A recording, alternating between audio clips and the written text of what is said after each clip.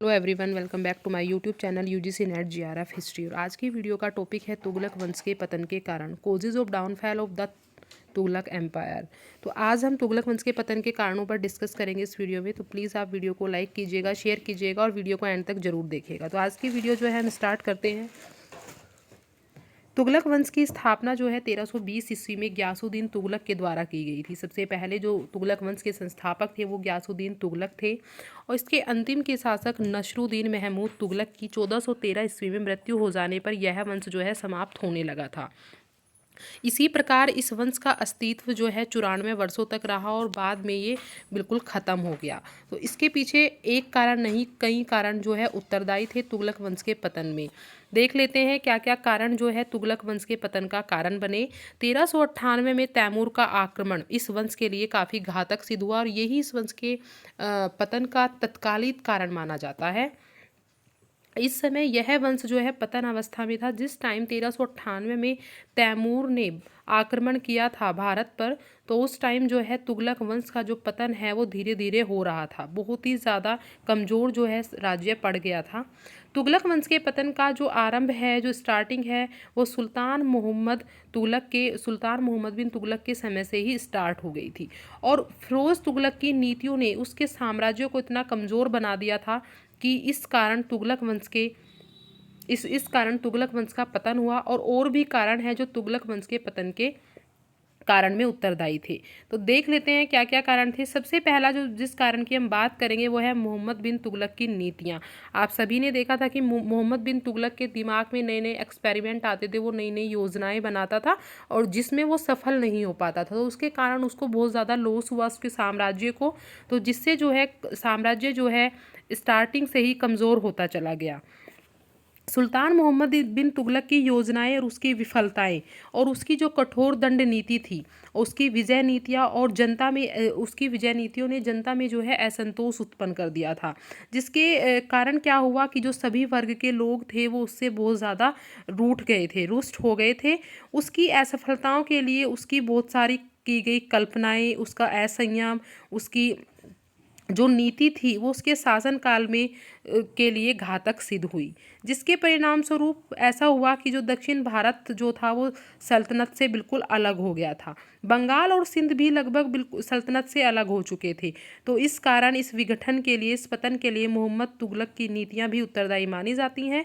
इसी तरह से मोहम्मद बिन तुगलक वंश के पतन के लिए आंशिक रूप से उत्तरदायी माना जाता है। नेक्स्ट बात करेंगे फिरोज तुगलक का उत्तरदायित्व।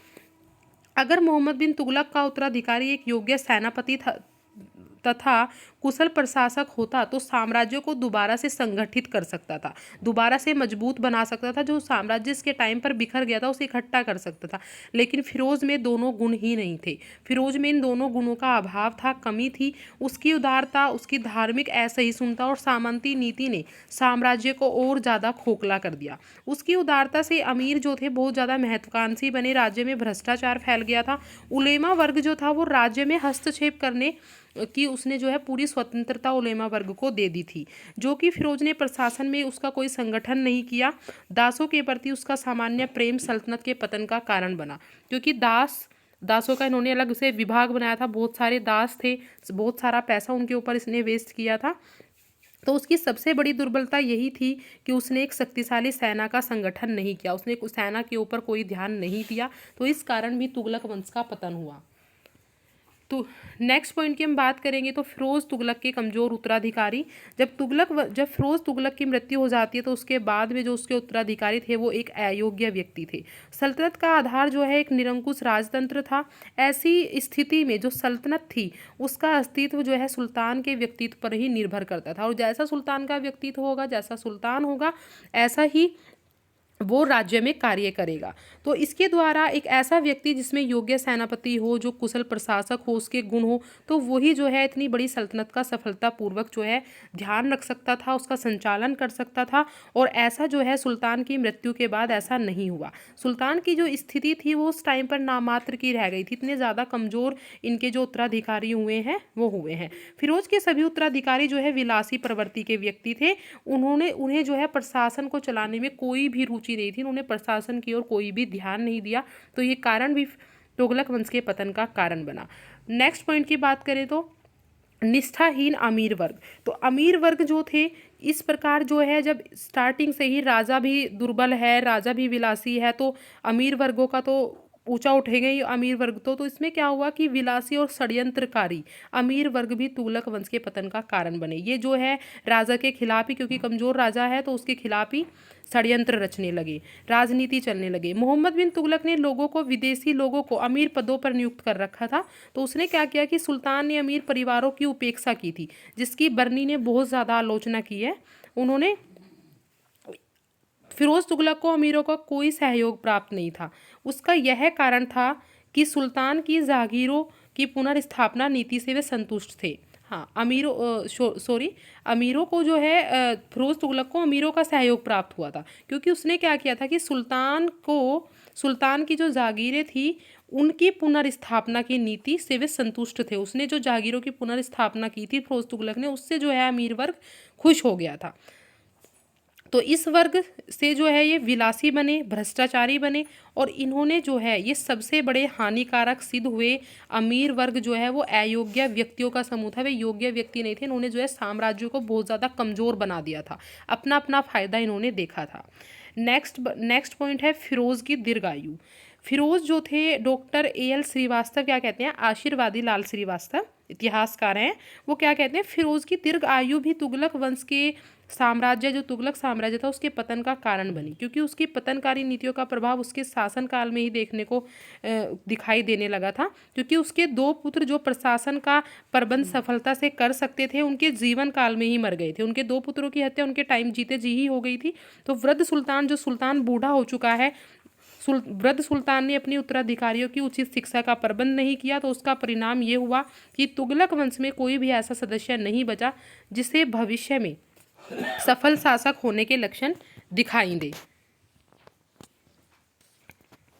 नेक्स्ट आता है सैनिक शक्ति का कमजोर हो जाना। इतने सारे कारणों में सैनिक शक्ति का कमजोर हो जाना तो आवश्यक ही था, क्योंकि जब कोई राजा ही आपका शासन पर ध्यान नहीं दे रहा है, योग्य उत्तराधिकारी है, वे योग्य ही नहीं है, वो प्रशासन में कोई रुचि नहीं रखते, तो सैनिक शक्ति भी कमी पड़ेगी। सैनिक शक्ति को कौन चलाएगा? तो सैनिक शक्ति के कमजोर होने के कारण भी, इस कारण ही प्रांतीय राज्य जो है, नेक्स्ट पॉइंट है प्रांतीय राज्यों का उदय। प्रांत में छोटे छोटे राज्य थे, उन्होंने स्वतंत्रता की घोषणा कर दी। और जो सबसे मेन कारण है, सैनिक शक्ति कमजोर थी, इसीलिए तैमूर का आक्रमण हुआ भारत पर 1398 ईस्वी में। तैमूर के आक्रमण जो ये तत्कालिक कारण है, क्योंकि तैमूर के आक्रमण से ही तुगलक वंश की जो प्रतिष्ठा और शक्ति दोनों थी, वे दोनों ही नष्ट हो गई। सुल्तान महमूद तुगलक शाह और वजीर मल्लू इकबाल दोनों ही भाग गए। उन्होंने दिल्ली और दुआब के आक्रमणकारी की दया पर उन्हें छोड़ दिया गया। तैमूर ने जो आर्थिक और सैनिक विनाश यहाँ पर किया, उससे तुगलक शाह जो है वापस तो नहीं आए, और तुगलक वंश का पूर्ण रूप से पतन हो गया।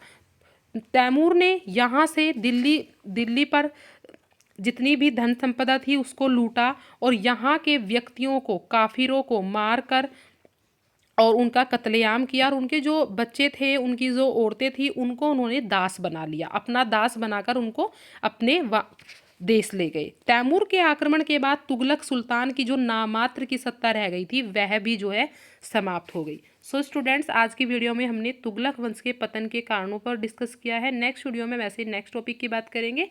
अगर आपको वीडियो अच्छी लगी हो तो प्लीज़ वीडियो को लाइक शेयर कीजिएगा और चैनल को सब्सक्राइब जरूर कीजिएगा। तब तक के लिए take care, have a good day.